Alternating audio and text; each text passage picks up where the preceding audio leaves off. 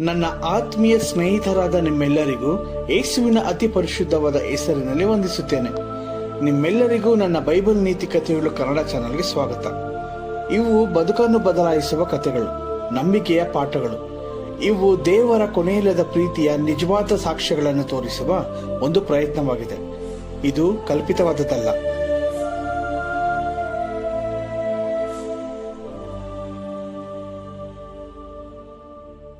ಈ ಲೋಕದಲ್ಲಿ ಮಾನವರಿಗೆ ಸುಳ್ಳು ಹೇಳುವುದು ಸುಲಭ. ಆದರೆ ದೇವರ ಮುಂದೆ ನಾವು ಕೊಟ್ಟದ್ದನ್ನೆಲ್ಲ ಕೊಟ್ಟೆವೆಂದು ಹೇಳಬಹುದು. ಆದರೆ ದೇವರು ನೋಡೋದು ನಮ್ಮ ಕೈಯಲ್ಲಿರುವ ಹಣವನ್ನಲ್ಲ, ನಮ್ಮ ಹೃದಯದಲ್ಲಿರುವ ಸತ್ಯವನ್ನು. ಇಂದು ನಾವು ಕೇಳೋದು ಬೈಬಲ್ನ ಒಂದು ಗಂಭೀರವಾದ ಕತೆ, ಅನನೀಯ ಮತ್ತು ಸಫೀರಳ ಕತೆ. ಯೇಸು ಸ್ವರ್ಗಾರೋಹಣಗೊಂಡ ನಂತರ ಪ್ರಾರಂಭದ ಸಭೆ ಅಂದರೆ ಆದಿ ಸಭೆಯು ಎಲ್ಲರೂ ಒಂದೇ ಮನಸ್ಸಿನಿಂದ ಜೀವಿಸುತ್ತಿದ್ದರು. ಯಾರಿಗೂ ಕೊರತೆ ಇರಲಿಲ್ಲ. ತಮಗೆ ಇದ್ದ ಜಮೀನು ಆಸ್ತಿ ಮಾರಿಕೊಂಡು ಅದರಿಂದ ಬಂದ ಹಣವನ್ನು ಅಪೊಸ್ತಲರ ಕಾಲಿಗೆ ಇಡುತ್ತಿದ್ದರು, ಅವರ ಸೇವೆಯ ಸಹಾಯಕ್ಕಾಗಿ. ಇದು ಕಡ್ಡಾಯವಲ್ಲ, ಇದು ಪ್ರೀತಿ, ಇದು ನಂಬಿಕೆ, ಇದು ದೇವರ ಮೇಲಿನ ಸಂಪೂರ್ಣ ಭರವಸೆ. ಆ ಸಭೆಯಲ್ಲಿ ಒಬ್ಬ ವ್ಯಕ್ತಿ ಅನನೀಯ, ಅವನ ಹೆಂಡತಿ ಸಫೀರ. ಅವರು ತಮಗಿದ್ದ ಜಮೀನನ್ನು ಮಾರಿದರು. ಆದರೆ ಅವರು ಒಂದು ನಿರ್ಧಾರ ಮಾಡಿಕೊಂಡರು. ಸ್ವಲ್ಪ ಹಣ ನಮ್ಮ ಬಳಿ ಬಚ್ಚಿಟ್ಟುಕೊಂಡು ಉಳಿದ ಹಣವನ್ನೆಲ್ಲ ಕೊಟ್ಟು ಇಷ್ಟೇ ಅಂತ ಹೇಳೋಣ ಅಂತ ನಿರ್ಧರಿಸಿಕೊಂಡರು. ಅವರ ಮಾತಿನಲ್ಲಿ ಪೂರ್ಣ ಸತ್ಯ ಇರಲಿಲ್ಲ. ಅನನೀಯನು ಹಣವನ್ನು ತೆಗೆದುಕೊಂಡು ಅಪೊಸ್ತಲನಾದ ಪೇತ್ರನ ಮುಂದೆ ನಿಂತನು.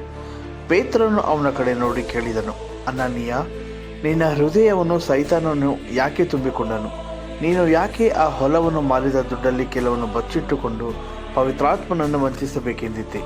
ನೀನು ಮಾನವರಿಗೆ ಸುಳ್ಳು ಹೇಳಲಿಲ್ಲ, ನೀನು ಪವಿತ್ರಾತ್ಮನಿಗೆ ಸುಳ್ಳು ಹೇಳಿದ್ದೀಯಾ?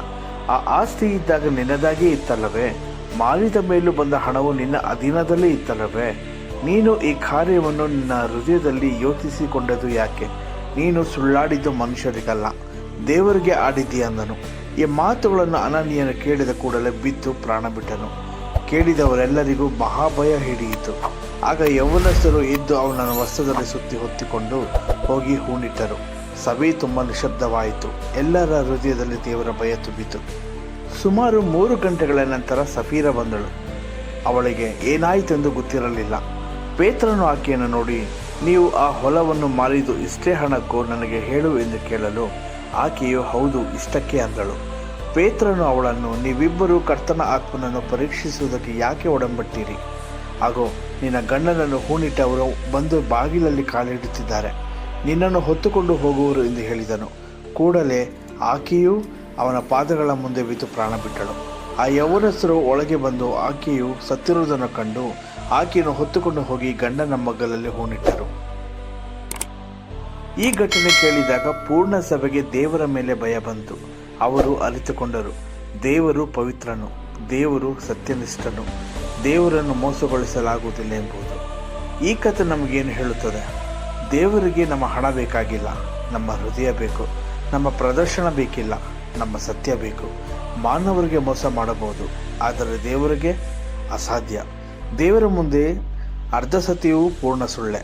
ಆದ್ದರಿಂದ ದೇವರ ಮುಂದೆ ನಿಲ್ಲುವಾಗ ನಿಜವಾದ ಹೃದಯದೊಂದಿಗೆ ನಿಲ್ಲೋಣ. ಸತ್ಯವೇ ದೇವರ ಮುಂದೆ ನಿಜವಾದ ಆರಾಧನೆಯಾಗಿದೆ.